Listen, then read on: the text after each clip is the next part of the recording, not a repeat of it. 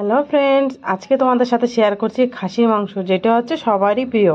তা আজকে এই মাংসটা কিভাবে রান্না করছি আমার বরমশাই দেখবে কি। খাসির মাংস সেই স্বাদ। এই রান্নাটা করার জন্য দেখো, এই যে মাংস নিয়েছি 1.5 কিলো, কতটা তেল হয়েছে দেখতে পাচ্ছ। মানে মাংসটা, মানে খাসির মাংস তেলের ভাগটা আলাদা করে নিয়েছি, কারণ তেলটা পরে দেবো রান্না করার সময়। তা ভিডিওটি স্কিপ না করে প্রথম থেকে দেখবে। এটা জিরে, আদা আর ধনে মিশিয়ে বেটে নিয়েছি, গ্রাইন্ডিং করে নিয়েছি। আর পেঁয়াজ আর রসুন নিয়েছি, আলু নিয়েছি দুটো কেটে, আর টমেটো।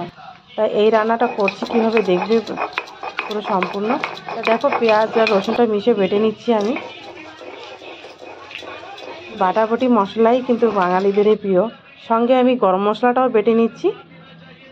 অল্প পরিমাণ জল দিয়ে মশলাটাও ভালোভাবে শিলে বেটে নিচ্ছি। আগের থেকে বেটে নিচ্ছি, পরে দিয়ে দেবো। তাই তোমরা ঘরে কীভাবে রান্না করো অবশ্যই বলবে। তা আমরা কীভাবে রান্না করছি দেখো, যে তেল দিয়ে কড়াইতে সরষের তেল দিয়ে পেঁয়াজটাকে লাল লাল করে প্রথমে ভেজে নেব। আমি এখানে বেটে রাখা মশলাটাও দিয়ে দিচ্ছি, যে আদা জিরে ধনে আর আদাটা পেস্ট করে নেওয়া মশলাটা ভালোভাবে দিয়ে কষিয়ে নেব। কষিয়ে নেওয়ার পরে পেঁয়াজ আর রসুন বাটাটা দিয়ে দিচ্ছি, ভালোভাবে মিক্স করে নেব। তেলের ভাগটা কম দেখাচ্ছে তাই না, কারণ খাসি মাংস তেল হয়েছে।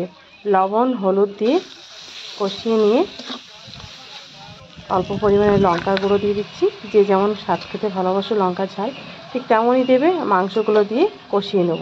এই তেলের ভাগটা পরে দেবো, তাই রেখে দিচ্ছি আমি। তা মাংস দিয়ে ভালোভাবে কষিয়ে নিচ্ছি, অনেকটা সময় লাগবে। তার মাঝখানে দিয়ে দিচ্ছি টমেটো আর কিছু টক দই দিয়ে দেবো আমি। 2-3 চামচের মতন টক দই দিয়ে নিচ্ছি, যাতে মাংসটা ভালো সফট হয়। তা আমি তো এইভাবে রান্না করি, তো তোমরা কীভাবে রান্না করো অবশ্যই বলবে। এইভাবে রান্না করে আমি এটা ঢাকা দিয়ে রান্না করে নামিয়ে নেব। পরে এইভাবে এই সময় দেখো, যখন তেল ছেড়ে দিচ্ছে, তো এই জল ছেড়ে দিচ্ছে, তখনই তেলেরটা দিয়ে দিচ্ছি, খাসির মাংস তেলটা চর্বি। তাই সেইটা পরে দিয়ে অল্প জল দিয়ে দিচ্ছি, গরম জল নিয়েছি আমি এখানে, যাতে তরকারি রান্নাটা ফটাফট হয়। তাই এইভাবে রান্না করে নিচ্ছি। দিয়ে দিচ্ছি আলু। এই সময় আলু দিয়ে রান্না করে নেব আমি। রান্না করে নেওয়ার পরে কড়াইতে দিয়ে দিচ্ছি ফিরে সরষের তেল, তেজপাতা আর জিরে দিয়ে ফোড়ন দিয়ে নিচ্ছি। এইভাবে 2 ফোড়নে রান্না করলে না, রান্নার স্বাদটা অন্যরকমই লাগে।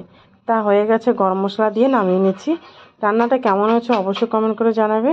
যদি ভালো লাগে অবশ্যই লাইক, শেয়ার আর প্লিজ আমাদের সাথে থাকবে। Tata, bye bye. এতে রুটি, ভাত কিংবা তোমরা পরোটার সাথে নিতে পারো। তা আমার বরমশা তো খেয়ে খুবই প্রশংসা করেছে রান্নাটা।